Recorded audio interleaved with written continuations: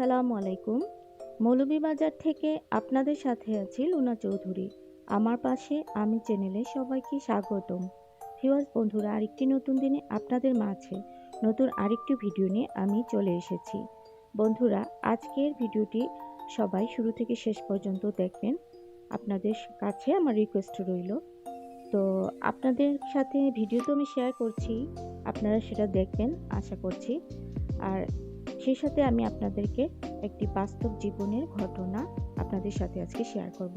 Please এই ঘটনাটি আশা করছি আপনারা শুনবেন। বন্ধুরা, এখন একটু দেখে নেন। আমি সকালবেলার কিছু দৃশ্য আপনাদের সাথে শেয়ার করেছিলাম। আমার গাছগাছালি, বারান্দাতে অল্প কিছু গাছ আছে, সেগুলো শেয়ার করেছি। বাইরের দৃশ্যটা একটু শেয়ার করে নিয়েছি। আমি সকালবেলা দাঁড়িয়ে বারান্দা থেকে এই দৃশ্যগুলো শেয়ার করেছি আপনাদের সাথে। আর এখন হচ্ছে যে ঘটনাটা আপনাদেরকে আমি থাম্বনেইলে দেখিয়েছি, মানে লেখা ছিল অবশেষে তারা মরার সিদ্ধান্ত নিল এবং বাচ্চা দুটিকে বিক্রি করার সিদ্ধান্ত নিলেন। তো বন্ধুরা, আসলে এই ঘটনাটা কি সবার মনে প্রশ্ন জাগতে পারে। আমার মনে হলো আমি একটু বলি, কারণ আমার খুবই খারাপ লাগছিল। আমি মাঝে মধ্যে এই রিলেটেড কিছু ঘটনা দেখি, আমার খারাপ লাগে, কিন্তু আমার জানতে ইচ্ছে করে, ভাবতে ভালো লাগে যে মানুষ কত বিপদে থাকতে পারে। ভাবতে খুব খারাপ লাগে বন্ধুরা, আমি দুঃখিত, ভাবতে খারাপ লাগে, কিন্তু আমার দেখার ইচ্ছে করে। আমি সবসময় আসলে একটু এরকম, আমাকে বোঝা যায় না, আমি জানি। তো যাই হোক, আজকে ঘটনাটা দেখে সবসময় এরকম হয়, আজকেও তার ব্যতিক্রম হয়নি। আমার চোখে জল এসে গিয়েছিল। আমি অনেক সময় একা একা কান্না করেছি। হয়তো ওনার আমার পরিচিত বা আত্মীয় স্বজন কেউই না, তারপরও এই অবস্থা। আর যদি পাশের কেউ হতো, না জানি আমার কীরকম লাগতো।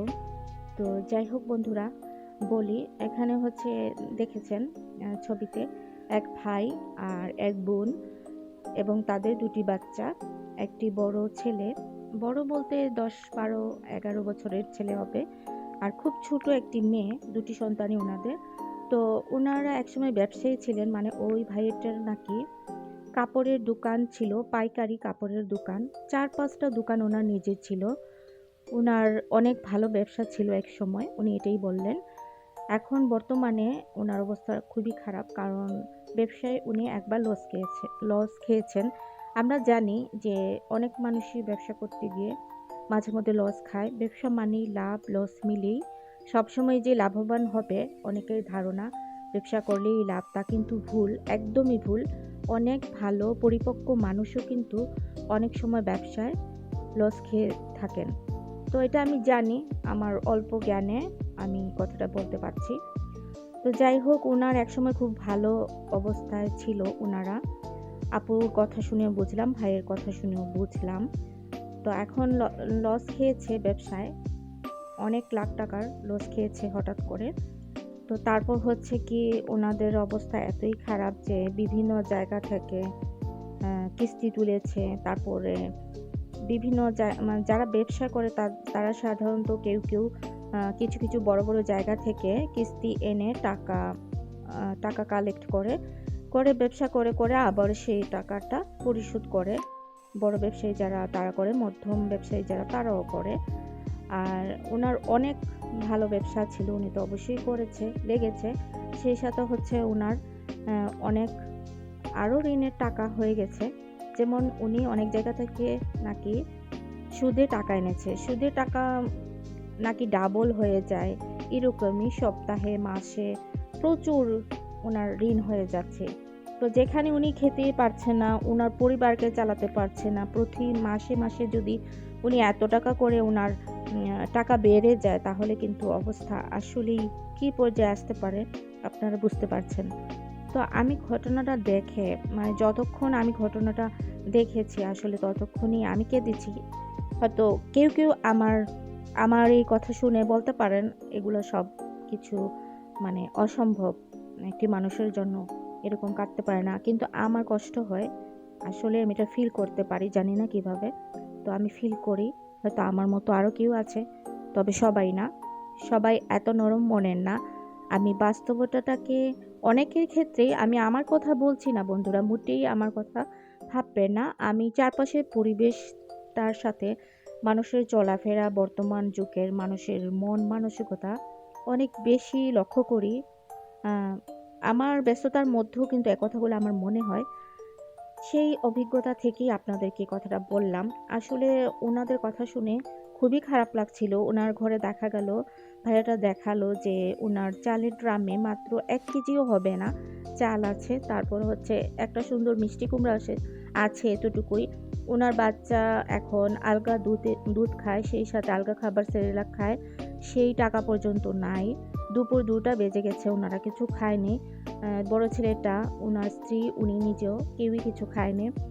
মানে ঋণের জ্বালায়, ঋণের কষ্টে, তারপর ওনার যে কিস্তির টাকা, সেই কারণে উনি লুকিয়ে আছে ওনার পরিবার নিয়ে নারায়ণগঞ্জের একটি জায়গায়।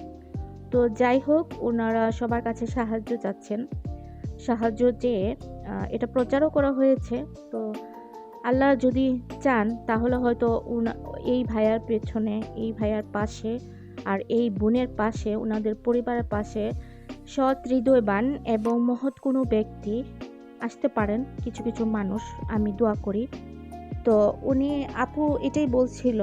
তো আপু বলছিল যে উনি নাকি ওনাদের যখন খুব ভালো অবস্থা ছিল, ভালো ব্যবসা করছিল, তখন নাকি সব আত্মীয় স্বজনেরা, রক্তের সম্পর্কে যারা ওরা পাশে ছিল, যোগাযোগ করতো, সব কিছু করতো, আসা যাওয়া, খাওয়া দাওয়া, অনেক কিছু ওনাদেরকে দেখাশোনা সব কিছুই করতো। কিন্তু ওনাদের এই বিপদের সময় একটা মানুষ যখন ঋণগ্রস্ত থাকে, সে জানে যে তার অবস্থাটা কীরকম, তার মরে যেতে ইচ্ছে করে। ওনাদেরও সেরকমই। ওনাদের এই বিপদের দিনে একটি আত্মীয় স্বজনও ওনার পাশে আসছে না। আসলে হয়, বাস্তবে এরকম হয়, আমি অনেক দেখেছি। তবে সবাই না, অনেক হাজারো আত্মীয় স্বজনের মধ্যে ১ জন ২ জন থাকে হাতে গোনা, যারা অবশ্যই আল্লাহর পাঠানো কেউ, এরকম মনে হয়। আমি অনেকের জীবন থেকেই বন্ধুরা এই অভিজ্ঞতা নিয়ে দেখেছি। বাস্তবে আসলে এরকম হয়। তো পরের মানুষ কিভাবে আসবে? কাছের আত্মীয় স্বজনই যখন ওনারা গরিব বলে পেছনে ফিরে আছে, পাশ কাটিয়ে চলে যাচ্ছে, কখনো খবর নিচ্ছে না ওনারা বেঁচে আছে কি মরে গেছে। আমার মনে হয় ওনারা যদি মরে যায়, এই আত্মীয় স্বজনেরও খুশিই হবে, কষ্ট পাবে না। আমি দেখেছি এরকম অনেক ঘটনা, আমি ইউটিউবে দেখি। আসলে এটাই রিয়েল লাইফ। তো যাই হোক, ওনারা কত কষ্টে একটা মানুষ বা দুটি মানুষ ওনাদের বাচ্চাদেরকে বিক্রি করে দেওয়ার সিদ্ধান্ত নিতে পারে। অন্তত ওনাদের কান্না দেখে বোঝা যাচ্ছে যে এটা কখনো মন থেকে নেয় না, শুধু ঋণের জ্বালা থেকে মুক্তি পাওয়ার জন্য। মানে বাচ্চা বিক্রি করে ২৪ লক্ষ টাকা ওনাদের ঋণ হয়ে গেছে। এই টাকাগুলার অনেকটা হয়তো পূর্ণ করতে পারবে এবং ওনারা মরে যাবে। তারপর এরকমই ভাবছে ওনারা দুজনে, মরে যাওয়ার পরে যেন বাচ্চারা ওই যে জায়গায় বিক্রি হবে, তারা সে জায়গায় যেন খেয়ে পরে বাঁচতে পারে মোটামুটি মানুষের মতো। এই কারণে ওনারা নিজেদের জীবন পর্যন্ত দিয়ে দিচ্ছে। বন্ধুরা, এর থেকে দুঃখজনক আর কি হতে পারে? আমরা কেন সমাজে বেঁচে আছি? আমরা সবাই মিলে, আমি আমার কথা বলছি না, আমার পক্ষে হয়তো কিছুই সম্ভব না, কিন্তু আমাদের মতো হাজারো মানুষ আছে, কিছু কিছু করে যদি ওনাদেরকে সাহায্য করেন, তাহলে হয়তো ওনাদের অবস্থা অনেক ভালো হয়ে যাবে। হয়তো ওনাদের এই মৃত্যুর মতো সিদ্ধান্ত থেকে ওনারা বেঁচে থাকতে পারবে, সেই সাথে বাচ্চাদেরকে বিক্রির প্রশ্নটাও এখান থেকে চলে যাবে। তো বন্ধুরা, আজকের ভিডিও আসলে এই পর্যন্তই ছিল। আমি আপনাদের কাছে ওনাদের জন্য মন থেকে দোয়া চাচ্ছি। আমিও দোয়া করব। আমি এ ধরনের ঘটনা যখনই দেখি এই রিলেটেড, তখনই আমি দোয়া করি মন থেকে, আল্লাহর কাছে বলি, আল্লাহ এই পরিবারটাকে তুমি হেফাজতে রাখো, সাহায্য করো। তো আপনারাও নিশ্চয়ই এরকমই করবেন, আমি আশা করছি। বন্ধুরা, আমি জানি না আমার এই সত্য ঘটনাটা শুনে আপনাদের কাছে কি মনে হচ্ছে। আমি কিন্তু আমার ভিডিওটা দেখিয়েছি, সেই সাথে এই ঘটনাটা আপনাদের সাথে শেয়ার করলাম। আমার ভালো লাগলো এবং আপনারা ওনাদের জন্য হয়তো দোয়া করতে পারেন এই কারণেই। তো বন্ধুরা, দেখা হবে নেক্সট ভিডিওতে। আবারও ফিরে আসবো যদি আমি সুস্থ থাকি। সেই পর্যন্ত সবার জন্য, সবার ফ্যামিলির জন্য দোয়া থাকবে। সবাই যেন সবার জায়গা থেকে অনেক বেশি ভালো থাকেন, সুস্থ থাকেন। আল্লাহ হাফেজ। আসসালামু আলাইকুম।